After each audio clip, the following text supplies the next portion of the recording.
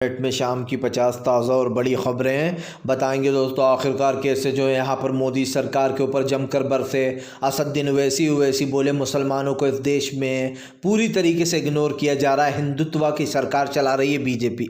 आखिरकार क्यों दोस्तों अखिलेश यादव ने योगी को भरे सदन में घेर लिया, कहा काम हम करते हैं और नाम ये ले लेते हैं।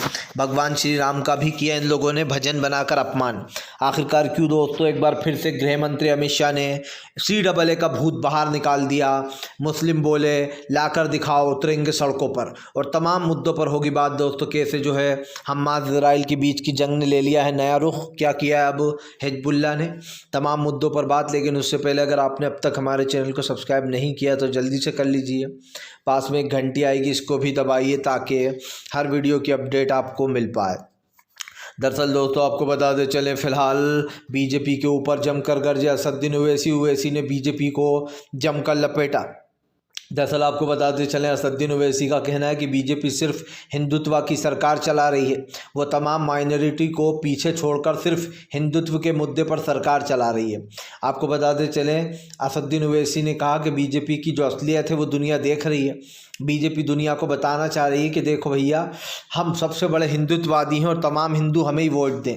और ये दोस्तों कवायद चल भी रही है और कई जगह तो ये चीज़ शायद फॉलो भी की जाती है, कई लोग इस चीज़ को फॉलो करते हैं। लेकिन बात सिर्फ ये नहीं है। ओवैसी ने कहा कि मैं हूँ बाबर का स्पोक पर्सन, क्या कर लोगे मेरा।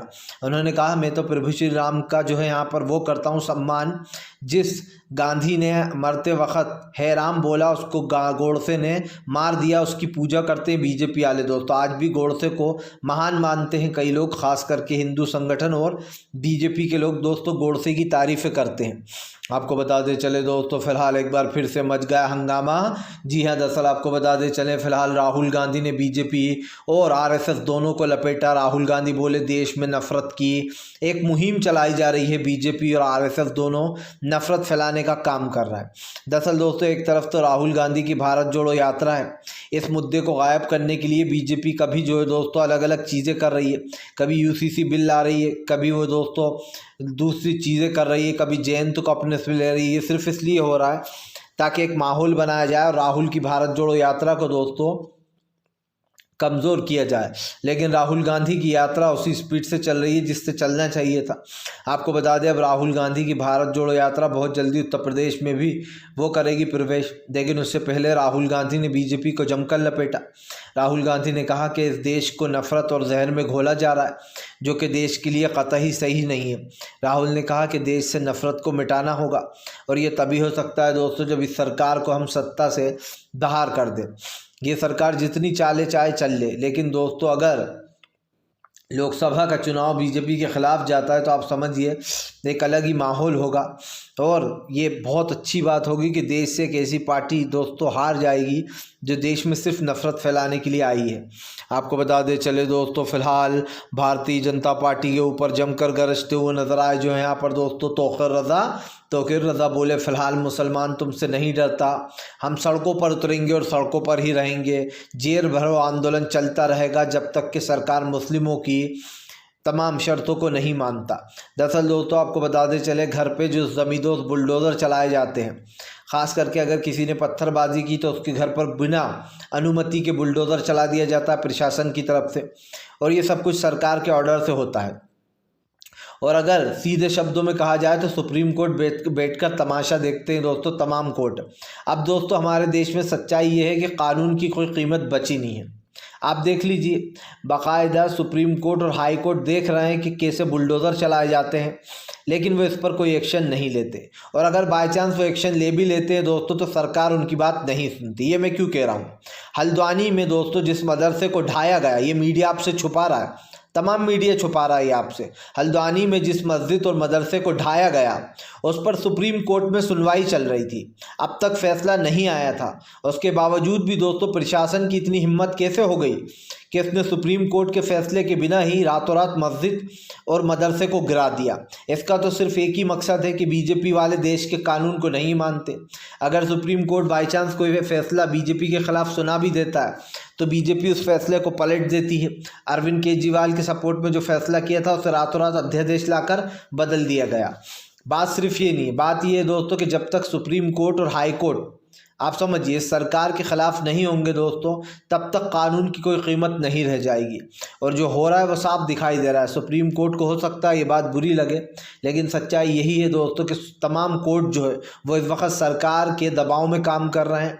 और इस बात से कोई झुठला नहीं सकता इस बात को, क्योंकि ये देखने में अलग ही लग जाता है कि अर्नब गोस्वामी को रातों रात बेल मिल जाती है, लेकिन झारखंड के सीएम हेमंत सोरेन को नहीं मिलती, तमाम लोगों को नहीं मिलती जो इंडिया गठबंधन का हिस्सा है। आपको बता दें चले दोस्तों, फिलहाल एक बार फिर से जो है यहाँ पर पूरे संसद में गरजते हुए नजर आया अखिलेश यादव। अखिलेश ने बीजेपी को जमकर लपेटा। दरअसल आपको बता दें चले, अखिलेश यादव ने दोस्तों बीजेपी को उसकी ही ज़बान में समझाया। अखिलेश ने कहा कि प्रभु श्री राम का अपमान किया गया है, इन लोगों ने एक ऐसा भजन बना दिया दोस्तों, आप समझिए, गाना जो अपमान करता है श्री राम का। इन्होंने कहा कि हम जो है यहाँ पर हम राम को लाने वाले हैं, जबकि दोस्तों आप समझिए, क्या प्रभु श्री राम आ जाए हैं?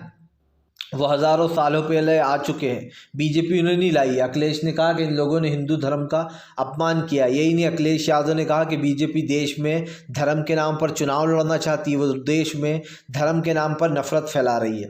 दरअसल दोस्तों जो हो रहा है वो सब लोग देख रहे हैं, और देश में कौन सी राजनीति की जा रही है इस बात को झुठलाया नहीं जा सकता है।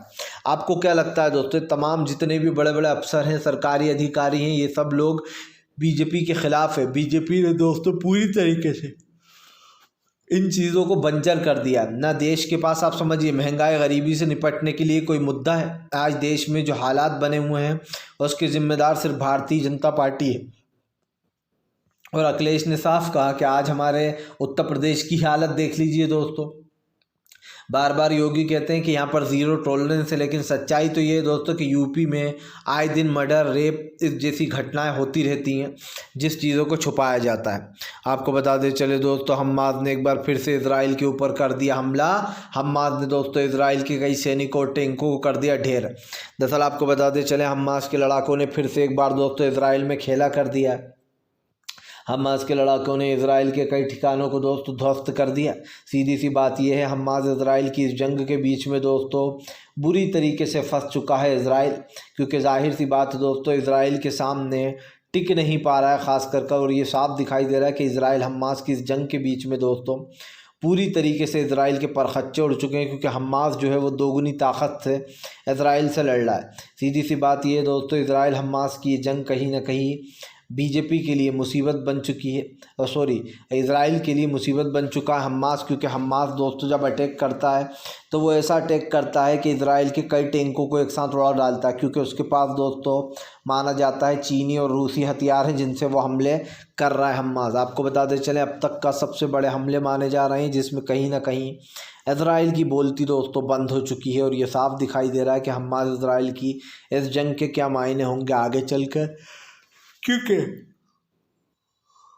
हमास रुकने वाला नहीं है दोस्तों। हमास इजराइल को नहीं छोड़ेगा, ये साफ दिखाई दे रहा है। गजा से उसका कब्ज़ा हटाकर रहेगा, जो कब्ज़ा अतिक्रमण के लिए किया जा रहा है।